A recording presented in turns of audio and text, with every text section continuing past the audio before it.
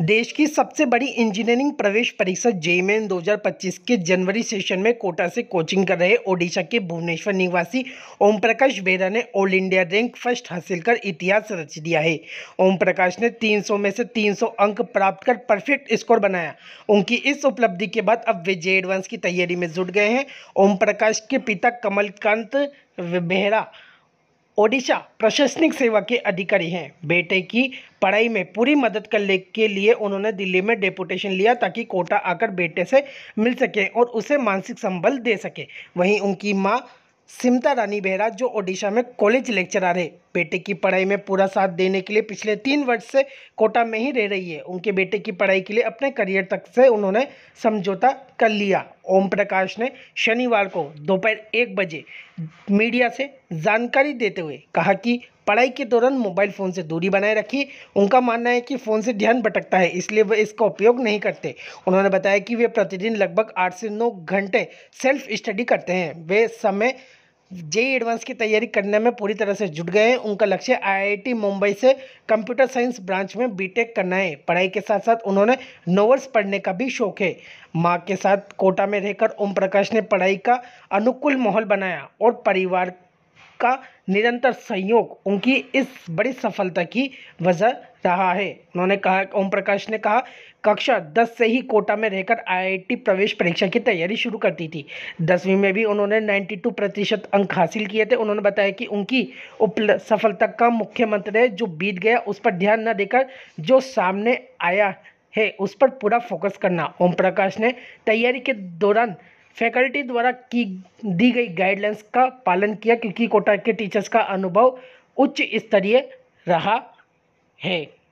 सबसे पहले श्रेय मेरे पेरेंट्स को देना चाहूँगा, क्योंकि उन्होंने मेरे को हर मोमेंट में सपोर्ट दिया, हर दिन मेरे साथ रहे, मेरे को इमोशनल सपोर्ट दिया। फिर मैं उसके बाद में क्रेडिट मेरे टीचर्स को देना चाहूँगा, फैकल्टी को देना चाहूँगा, जिन्होंने मेरे सारे डाउट्स क्लियर किए, 24/7 अवेलेबल रहे सारे टाइम डिस्कशन के लिए। फिर मैं एलन को क्रेडिट देना चाहूँगा, एलन को, जिन्होंने मेरे को सारा स्टडी मटेरियल दिया, जिसकी वजह से मुझे कहीं ढूंढना नहीं पड़ा और मेरा टाइम वेस्ट नहीं हुआ इन सब चीज़ों में। फाइनली मैं कोटा को देना चाहूँगा, क्योंकि यहाँ पे जो बच्चे आते हैं वो पढ़ने के लिए आते हैं, तो इससे जो एनवायरनमेंट बनता है वो बहुत मोटिवेशनल होता है। अभी मेरा एम एडवांस ही है। एडवांस के बाद मैं डिटरमाइन करूँगा आईआईटी में क्या करना। वो जो भैया जो पिछले साल एडवांस क्रैक करके आईआईटी जा चुके हैं, उनसे रिकमेंडेशन लेके मैं डिसाइड करूँगा।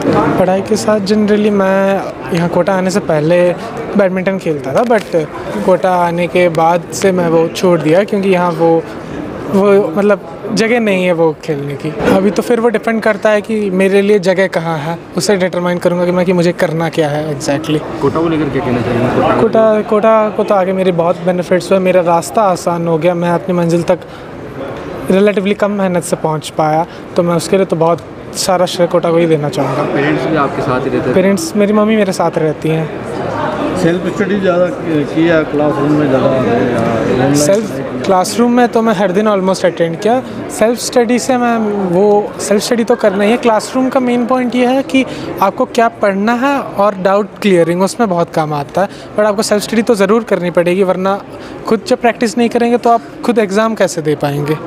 साल भर कितने घंटे पढ़ाई की आपने और एग्ज़ाम के दौरान किस तरह का? तो हर दिन 8 से 10 घंटे तो पढ़ाई थी, इंक्लूडिंग क्लासेस। एग्ज़ाम्स जब पास आने लगे तब मैं पढ़ाई कम और क्वेश्चंस प्रैक्टिस ज़्यादा किया, ताकि क्वेश्चंस के प्रैक्टिस हो जाए। और फिर एग्ज़ाम के जस्ट पहले मैं पढ़ना सब छोड़ दिया, क्योंकि उससे पहले थोड़ा ब्रेक ले लिया ताकि एग्ज़ाम के दिन माइंड फ्रेश रहे। बाकी बच्चों को क्या संदेश देना चाहेंगे जो कोटा में कोचिंग कर रहे हैं? मैं वही संदेश देना चाहूँगा कि अगर आपका एग्ज़ाम में अच्छा हो कि बुरा हो, उसको आप इतना सीरियस ना लें, क्योंकि ये एंड गोल नहीं है आपका, इसके आगे बहुत कुछ करना है, तो आप डिमोटिवेटेड ना हो।